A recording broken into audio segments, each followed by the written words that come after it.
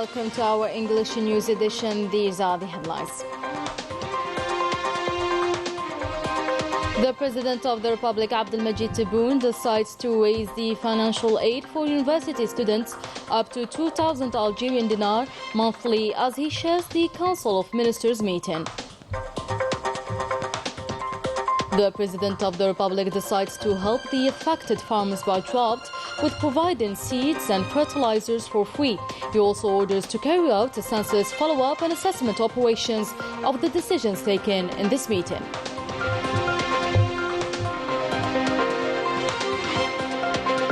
The retired general and the former military commander, the war veteran Hussein bin Hadid, passed away. The President of the Republic expresses his sincere condolences.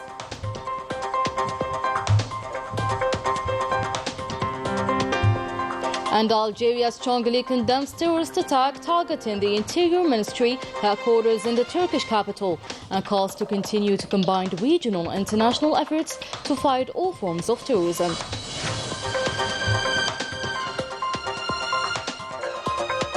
The 22nd edition of the International Fair of Travel and Tourism ended on Sunday, an important fair that gathered more than 250 exhibitors.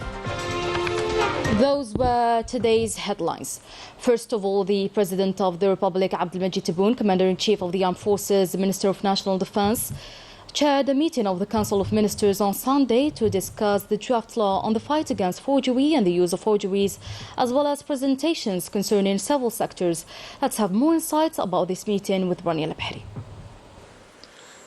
The Council of Ministers agreed to present the government's general policy statement, with the President of the Republic affirming that the state will continue the general rehabilitation and recovery from the effects of the previous stage, whose results were disastrous and whose consequences were very dangerous for the country.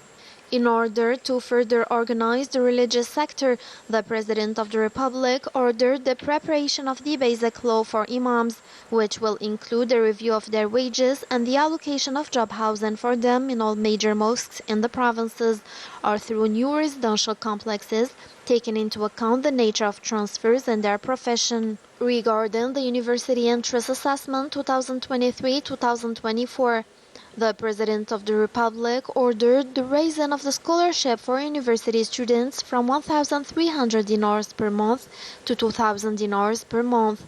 The President's decision enters into force starting from this month.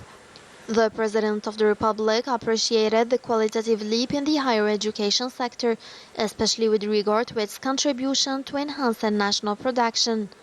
The President also instructed the Minister of the sector to thank the entire family of higher education and scientific research, directing him to link Algerian universities with their counterparts abroad through twinning universities, with the aim of developing efforts and preparations in the field of research and higher education. For the School Entrance Assessment 2023-2024, the President of the Republic directed the government to complete the preparation of schools, whether renovated or new educational facilities, in coordination with the governors of the Republic, within a period of 2 weeks at the latest, identifying all the concerns of the students' parents and providing the necessary solutions. After the presentation of the Minister of Agriculture on the supply of widely consumed products, the President of the Republic ordered that several measures are taken for the benefit of farmers affected by drought, including the postponing of the payment of royalties on lands granted in the form of concessions, postponing the payment of agricultural loans for a period of 3 years, with the state guaranteeing the interest rate, compensating farmers for the damaged grain production and supporting them with seeds and fertilizers for free. Regulating import operations aims to encourage and protect the national product, accelerating the completion of grain storage to reach a capacity estimated at 9 million tons. Concerning the Trade Minister's presentation on the supply of widely consumed products, the President stressed the need to strictly ensure the implementation of the state's plan to regulate the import and provision of various commodities to prevent the interpretation of the state's decisions, with the aim of creating rumors about scarcity, while the state is able to guarantee economic and social stability comfortably in light of the competition law. The state's support for various widely consumed products will remain guaranteed regardless of the prices in international markets. Following the approval of a draft law related to combating counterfeiting and the use of counterfeits and decrease in the foreign and energy sector, the President of the Republic issued general directives by ordering a census follow-up and evaluation of all decisions taken in the councils of ministers and an inventory of those that were not implemented, setting a maximum deadlines of 1 month for committees to monitor the implementation of the decisions that are urgent or on top priority. He ordered the Ministers of Interior, Public Works and Transport to prepare a national plan, especially in grey zones, municipalities and the recently created provinces, to take care of roads and urban development. Before the conclusion of the Council of Ministers meeting, the President of the Republic appointed Mariam Ben Mouloud as High Governor for Digitization with the rank of Minister, entrusting her with preparing a roadmap to organize the field of digitization in Algeria. The retired general and the former military commander, the war veteran Hussein bin Hadid, passed away on Sunday. Following the letter, the President of the Republic, Supreme Commander of the Armed Forces, Minister of National Defense, expresses his sincere condolences to the family of the late and to all the elements and the personnel of the People's National Army, praying God to welcome him into his vast paradise. For his part, Army General Saad Shingiriha, Chief of Staff of the National People's Army, presents on his behalf and on behalf of the People's National Army staff his profound and genuine condolences to the family of the late, praying God to welcome him into his vast paradise. Inna lillahi wa inna ilayhi raji'un. Algeria strongly condemns the terrorist attack that targeted the Turkish Interior Ministry headquarters in the Turkish capital, a terrorist act that resulted in the injury of 2 on-duty police officers this Saturday morning. Following the latter, Algeria reaffirms its full solidarity with the brotherly country Turkey, while calling upon to combine regional and international efforts to deal with terrorism in all its forms and to put an end to its attempts to undermine the stability of states. This statement comes after the suicide attack bomb that struck the Turkish capital on Sunday morning, and according to the Turkish Interior Minister, 2 police officers were slightly injured in the attack perpetrated by 2 terrorists. One blew himself up and the second one got neutralized. The attack took place in the ministry's district near the parliament building where the Turkish president was headed. A few hours later, Recep Tayyip Erdogan declared that the terrorists will never achieve their objectives. Higher education now. University study hours have been extended until 10 p.m. in order to assure an excellent and scientific research. Yasin Hamdi has more to say. Here in the Faculty of Media and Communication, the student Nasera Bedri presented her end of studies memoir for the first time at 8 p.m. It's a new experience that creates opportunities for students and professors to have more time for teaching and discover all the university activities. By extending the study hours until 10 p.m., the authorities aim to give more chances to the students for more research and turn university into a creative place. 490 students were recorded for night studies, and all the infrastructures are opened by night, such as the 26 laboratories of Algiers University 3.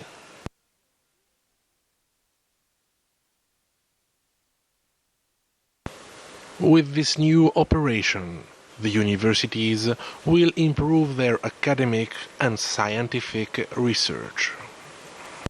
Agriculture now. The province of Niar recorded a considerable improvement in the fodder production in the recent years, thanks to the availability of water and the fertility of the ground and the farmers' determination, supported by the government's efforts. Yasin Hamdi has more to say. Tens of hectares of green land in the heart of Sahara. Fodder cultivation for animal feed thrives here, with both silage and grain corn. The fertility of the soil, the availability of water, as well as the determination of the farmers allowed the development and rapid expansion of this agricultural operation in Mniar. It's almost the corn harvest season, will have 50% of silage corn and 50% of grain corn. Will start the harvest at the end of October. We planted 300 hectares of silage corn destined to the animal feed, such as sheep and cows. We're expecting a very good harvest. A significant increase in areas devoted to fodder cultivation was recorded, thus giving rise to a second harvest during the same season after that of wheat. The aim is to establish a balance between fodder production and livestock breeding, especially for beef, poultry, and dairy production. This year we planted 7,000 hectares of fodder corn and grain corn that contributes to the increasing of dairy production, being a part of the dairy cow diet. The harvest of silage corn will start in the end of October and the grain corn in the end of December. Year after year, the province of Mnea proves its agricultural worth and contributes to guarantee food safety.